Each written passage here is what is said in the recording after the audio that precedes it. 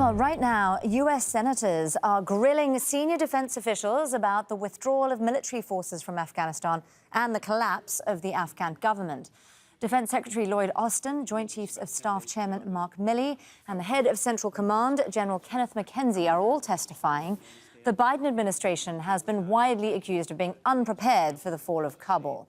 Senior officials have admitted that Taliban forces advanced far more quickly than anticipated.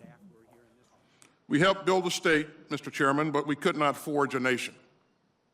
The fact that the Afghan army that we and our partners trained simply melted away, in many cases without firing a shot, took us all by surprise, and it would be dishonest to claim otherwise.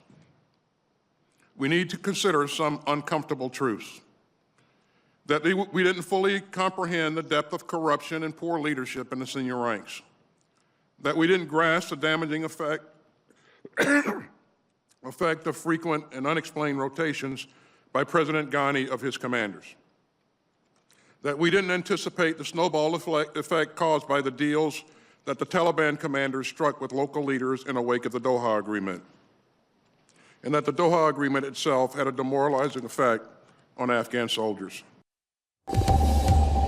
Well, those proceedings are continuing right now on Capitol Hill. Let's listen in.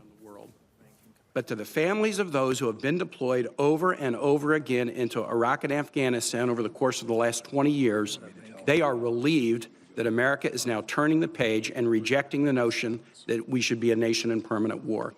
Second, the effort to evacuate more than 120,000 people to safety under chaotic circumstances was remarkable. I visited the Dulles Expo Center, the principal arrival point for about 80% of the Afghans.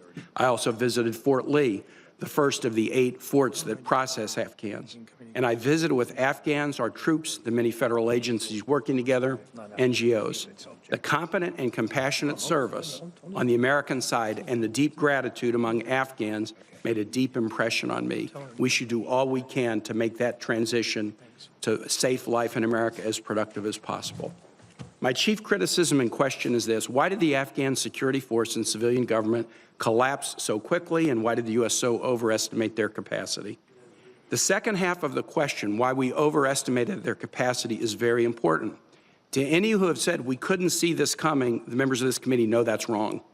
An immediate collapse may not have been the most likely outcome, but we have heard for years, particularly from the intel community, that DoD estimates of Afghan strength were way too optimistic. I believe the U.S. government had a good evacuation plan, but it was premised on an Afghan civilian and military government that showed high resistance to the Taliban. And so we did not adequately plan for the real possibility of a quick collapse. We need to explore both military and interagency decision-making processes to understand why we were unrealistic and how to correct that going forward. But the most important part of the question is why a military we had trained for 20 years at a cost of $800+ billion collapsed so quickly. I can think of 3 reasons, but after I put them on the table, I would like each of you, beginning with General McKenzie, to address the question, and if we can't, we can do it when we come back after lunch.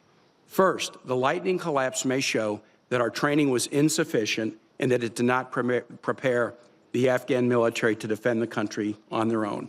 That should have been our goal, but we failed to accomplish it. If so, how must we change our thinking about training foreign militaries?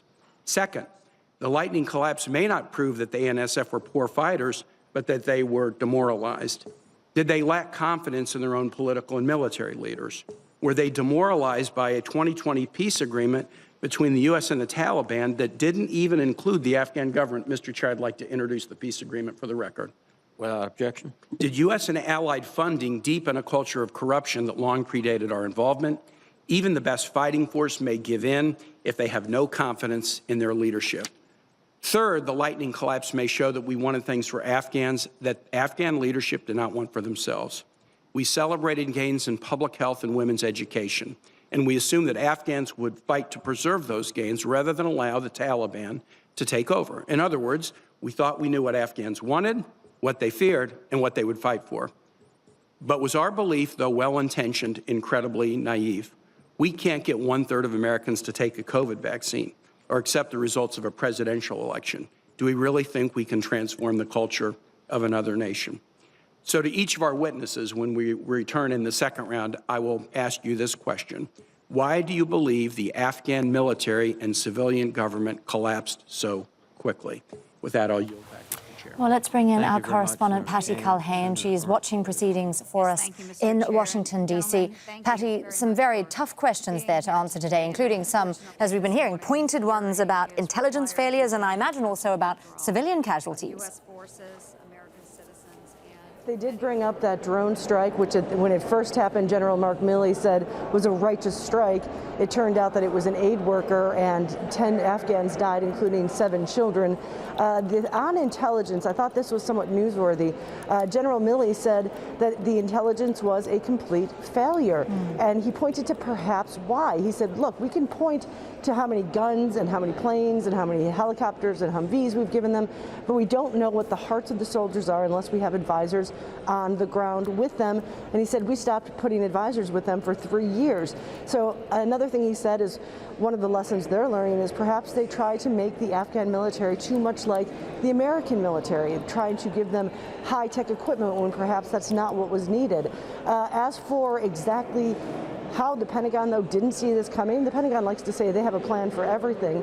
We just heard the Secretary of Defense admit that they never tabletop exercises, how they plan tabletop exercises, that they never had one where it showed the complete collapse of the Taliban. So lots of pointed questions being asked, but the big one they want to know is how many Americans are still in Afghanistan. They're trying to point the finger at state. We just heard from a U.S. Senator said, no, I'm going to need those numbers by the end of this hearing. So a lot of pointed questions so far, a lot of blame game going on. We see people saying that Donald Trump made the deal with the Taliban, and so it was doomed mission from that point on. And then Republicans are saying, look what Joe Biden was responsible for, the drawdown that was just so chaotic and some say embarrassing. Patty Culhane there watching those proceedings for us on Capitol Hill. Thanks so much, Patty. Well, meanwhile, in Afghanistan, the Taliban says it's planning to implement a constitution from nearly 6 decades ago now. Afghanistan's new rulers want to apply it only where it doesn't conflict with their version of Islamic law. The existing constitution was drawn up with the help of the US back in 2004, but the Taliban says it wants no foreign interference. Hashim Al-Bara has more now from Kabul. The Taliban seem to be trying to extend an olive branch to the international community by saying, look, we could have resurrected the constitutional declaration of 1998 when the Taliban were in power here in Afghanistan. Instead, we chose to go for the 1964 constitution. Why that constitution in particular? Because it's widely seen as the constitution that paved the way for constitutional democracy, protected the right of expression, the freedom of expression and the freedom of thought, established independent institutions with an independent judiciary.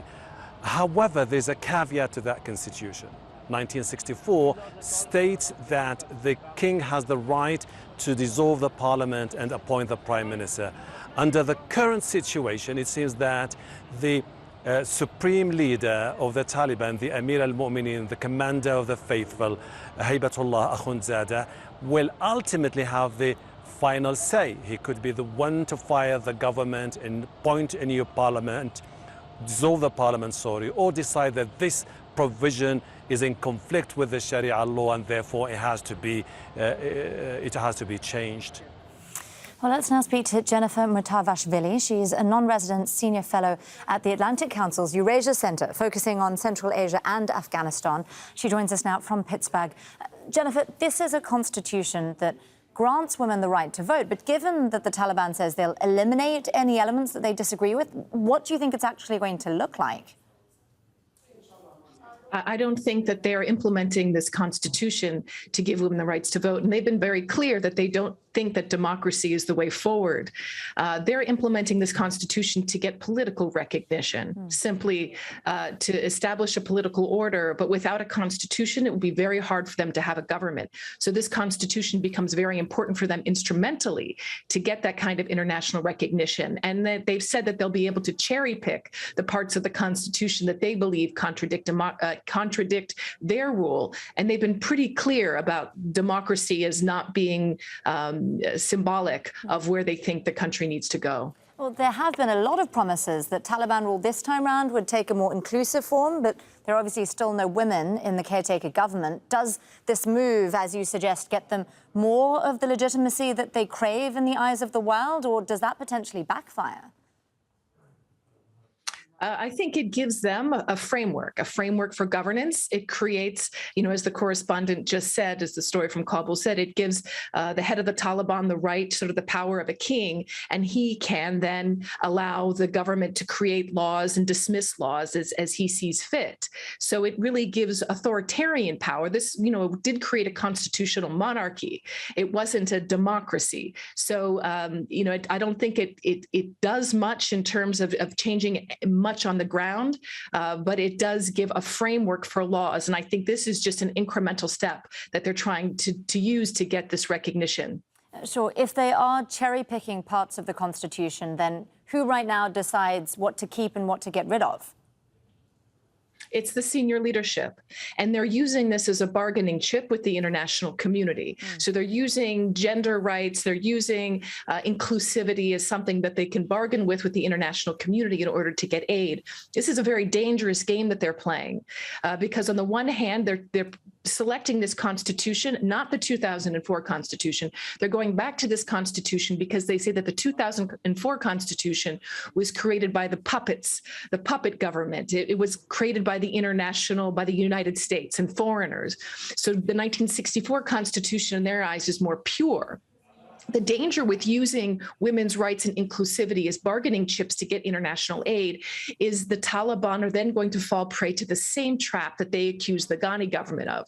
They're positioning themselves before international donors and changing their position based on what aid that they can receive. This creates a huge opening for groups like ISIS and others who will then accuse the Taliban of becoming puppets to the foreigners because they're using this to get leverage for aid. Well, Jennifer, there is a commission that was meant to be formed next year, I believe, to draft a new constitution. How does that all fit into this process? Could we potentially see that entire constitutional process abandoned after this happens? No, this is actually an old play. In fact, the United States adopted this 1964 Constitution in 2001, right after the Taliban government collapsed, the previous Taliban government. And so for 3 years, the 1964 Constitution was used as the constitutional framework in Afghanistan before the 2004 Constitution was established. And what that does is it allows the framework of government to continue. It allows the center to continue to appoint ministers, continue to appoint provincial governors and district governors the same way that the 1964 Constitution did. In fact, the 2004 Constitution was hardly a departure from this 1964 Constitution. There were many things that these two constitutions had. They were quite similar to one another, and they were both very authoritarian in nature. So this is not a good sign going into the next few months.